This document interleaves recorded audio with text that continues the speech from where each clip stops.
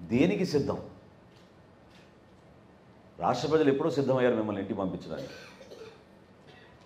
మీరు పరిపాలన చేతగాక ఈ రోజున రాష్ట్ర వ్యాప్తంగా అన్ని రహదారులపైన అన్ని పట్టణాల్లో కూడా అద్భుతంగా మా పరిపాలన జరిగిపోయింది, మేము సిద్ధమని మీరు చెప్పుకుంటున్నారే, దేనికి సిద్ధమయ్యారు మీరు అసలు?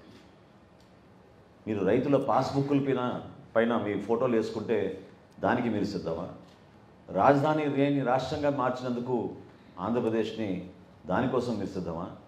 ప్రభుత్వ భవనాల్ని తాకట్టు పెట్టేసి లోన్లు తీసుకొచ్చినందుకు మీరు సిద్ధమయ్యారా?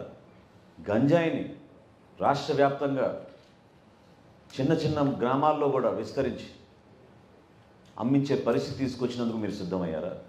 3,000 మంది సుమారు కౌలు రైతులు ప్రాణాలు కోల్పోతే ఆత్మహత్యలు చేసుకుంటే వాళ్ళ కుటుంబాలను ఆదుకోలేని పరిస్థితిలో దేనికి మీరు సిద్ధమయ్యారు?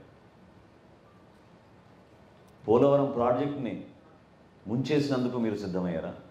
పేద ప్రజల కోసం ఇళ్ల స్థలాలని చెప్పి పెద్ద పెద్ద ప్రకటనలు చేసి ఆర్భాటంగా కార్యక్రమాలు ఏర్పాటు చేసి 35,000 కోట్ల రూపాయలు ప్రైవేట్ భూములు కొనుగోలు చేసి అతిపెద్ద స్కామ్ చేసినందుకు మీరు సిద్ధమయ్యారా?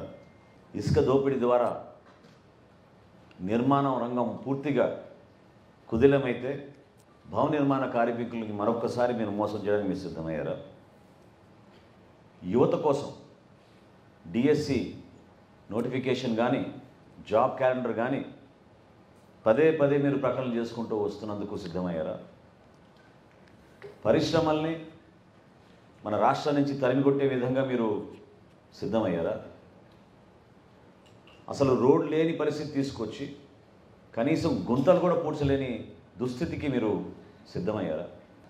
మీరు సిద్ధం అంటున్నారు, కానీ రాష్ట్ర ప్రజలు మాత్రం ఖచ్చితంగా మీ పరిపాలన చూసి విసిగెత్తిపోయి ఎప్పుడో మిమ్మల్ని ఇంటికి పంపించడానికి సిద్ధమయ్యారు.